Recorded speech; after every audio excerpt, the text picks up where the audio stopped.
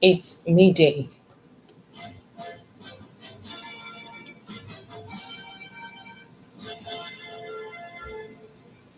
Good afternoon. Here is the midday news on OGBC. My name is Titilope Awobajo. First, the major items. President Tinubu tasks the media on holding government officials accountable. House of Representatives Speaker is advocating stakeholders' collaboration to improve power supply. US President-elect has made first cabinet appointment. President Bola Tinubu has called on the media to hold elected and appointed government officials accountable in a way that would strengthen Nigeria's democracy. President Tinubu made a call on Thursday at the 20th edition of the All Nigerian Editors Conference in Yenagoa, Bayelsa State, represented by the Minister of Information and National Orientation, Alhaji Mohammed Idris. The president let out that the roles of the media and the government were connected and that the work must be done in a spirit of mutual respect and collaboration. He therefore underscored the need for the two sides to see each other as allies in nation building so as to create an environment where transparency, accountability, and mutual respect can thrive. The government at the center has directed the Transmission Company of Nigeria (TCN) and other relevant agencies to ensure immediate replacement of aged equipment in the nation's power sector. The Minister of Power, Chief Adelabo, assured the replacement of the aged equipment will be achieved in 6 months. He charged all agencies in the to brace up for the immediate implementation of the recommendations of the interim set up to address the incessant grid collapse in the power sector. In the meantime, there is the need for stakeholders' collaboration to improve the reliability of the national power grid. The Speaker of the House of Representatives for the reintegration of renewable energy into the country's energy mix to improve power efficiency and sufficiency. The Speaker pledged to support the Speaker pledged the support of the National Assembly for the of the nation's power sector.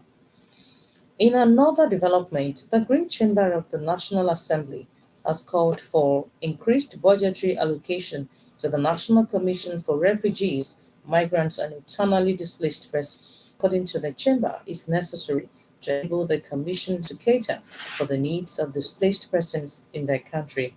The Deputy Speaker of the House of Representatives, Honorable Benjamin Kalu, who made the call, expressed concern over the 1.6 billion naira allocated to the Commission this year to cater for IDPs across the country. The Deputy Speaker, who bared his mind in Abuja while playing host to the Federal Commissioner, National Commission for Refugees, Migrants and Internally Displaced Persons, Mr. Ahmed Tijani, called for a comprehensive report on the statistics of displaced persons. He attributed some of the displacement to the impact of natural disasters such as flooding and erosion occasioned by climate change. The Central Bank of Nigeria (CBN) is committed to stabilizing the nation's economy. The CBN Governor, Mr. Olayemi Cardoso, gave the assurance in Abuja at a symposium entitled "Promoting Stability in an Era of Economic Reforms: The Journey So Far." Dr. Cardoso, who reviewed the Apex Bank's achievement under his watch in the last 1 year, said the bank is leaving no stone unturned towards taming inflation and regaining investor confidence in Nigeria's economy. Acknowledging that inflation remains high, the CBN boss noted that it is trending downward, which, according to him, is a positive indicator that reforms are effectively stabilizing the economy. You're listening to the midday news on OGBC 90.5 FM. The US President elect, Mr. Donald Trump, has made the first cabinet appointment following his decisive election win, signaling his intent to overturn the outgoing administration's policies by reaching out to Russian leader Mr. Vladimir Putin. President Trump's campaign manager, Ms. Susie Wiles, will serve as his White House chief of staff becoming the first woman in this high-profile role and marking the Republicans' first appointment to his incoming administration.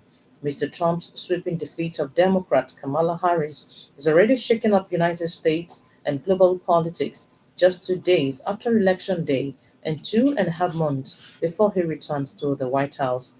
The Russian President, Mr. Vladimir Putin, hailed Mr. Trump as courageous for the way he handled himself following an assassination attempt at a rally in July, stating he was ready to hold discussions with him. Mr. Trump told newsmen that he had not spoken with Mr. Putin since his victory, however, indicated readiness to speak with the Russian leader.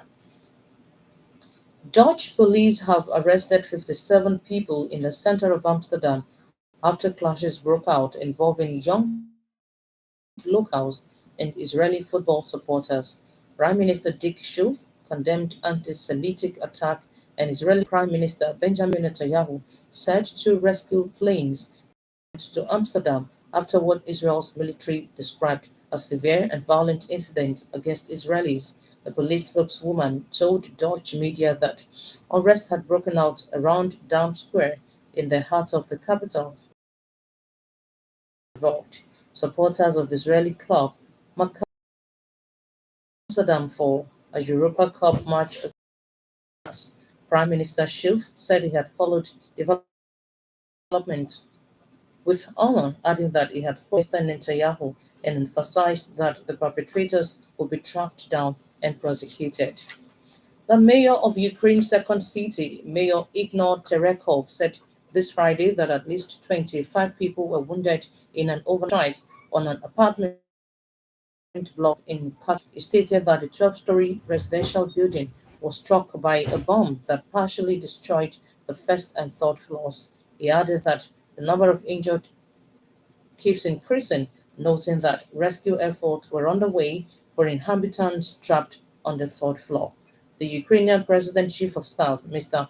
Andriy Yermak, accused Russia of deliberately hitting an apartment block. Separately, Kyiv's military officers said that anti-missile air defenses were operating in the capital. The region's governor, Oleg Kipia, said a barrage of drones also struck Odessa and its suburbs in the south of the country, wounding at least 2 persons. On sport, France coach Didier Deschamps says his decision to leave captain Kylian Mbappe out of the squad for this month's Nations League doubleheader is a one-off. The Real Madrid forward was not selected for upcoming matches against Israel and Italy. The 25-year-old was left out of returning from injury. Deschamps noted that he discussed with before the decision and assured that the forward will return for subsequent engagements. The socio-economic development of the country requires concerted efforts. Play your own part. To end the media news, another look at the major items. Speaking at the All Nigerian Editors Conference in Yenagoa, Bayelsa State on Thursday, President Bola Tinubu called on the media to hold elected and appointed government officials at democracy. The national power grid heard that the US President-elect Donald Trump has appointed his campaign manager, Ms. Susie Wiles, as the White House Chief of Staff, making her the first woman to hold the high-profile position. The media news was edited by Chris Ogu and broadcast from OGBC. For exclusive programs and the latest news updates, visit our website at openradio.ng. Follow us on Facebook at openradio Abeokuta and on X handle at OGBC 905 FM. You can also listen to OGBC on the Radio Garden.